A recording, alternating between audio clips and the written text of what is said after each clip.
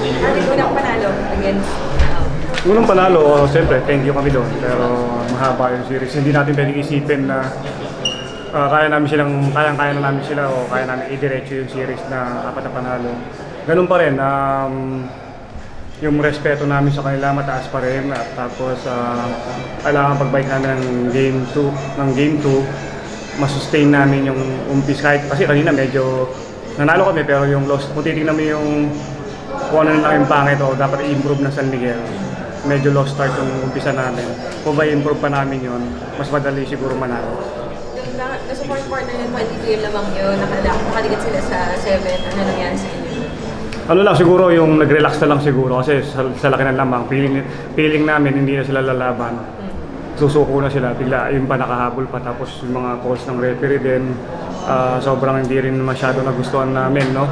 Kasi yung iba sobrang hindi talaga foul tapos foul. Pero ang maganda rito, nanalo nga kami and hindi kami dapat masatisfied doon. Ano ba yung mga dapat nyo i-review? Paano ba nakikita itong series sa mga base dito sa game na ito? Paano ba nakikita itong series?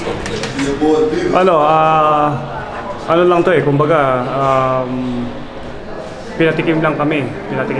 Pero di namin masasabi na, alam mo yun, baka bigla, sa susunod, pwede na kami lasunin o pwede kaming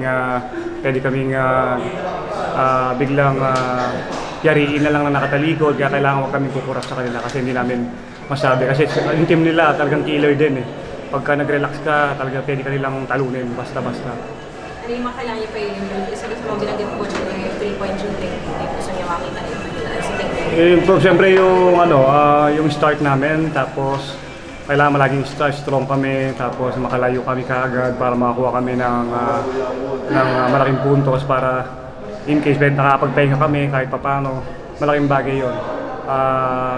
Tapos itong susunod na laro, mas importante rin to sa amin kasi kung makukuha namin to, medyo alam mo yung bangka, medyo nakaangat kami ng konti, nauna na kami sa arangkada. So kung ano yun namin yun, diretso namin yun, samantalayin na namin.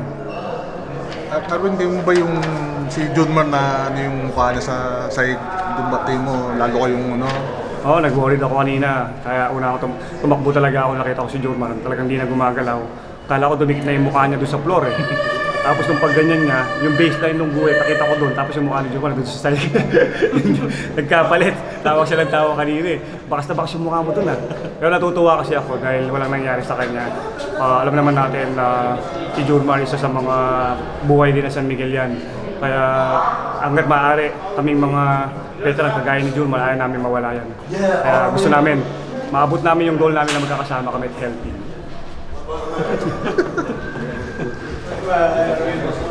Thank you.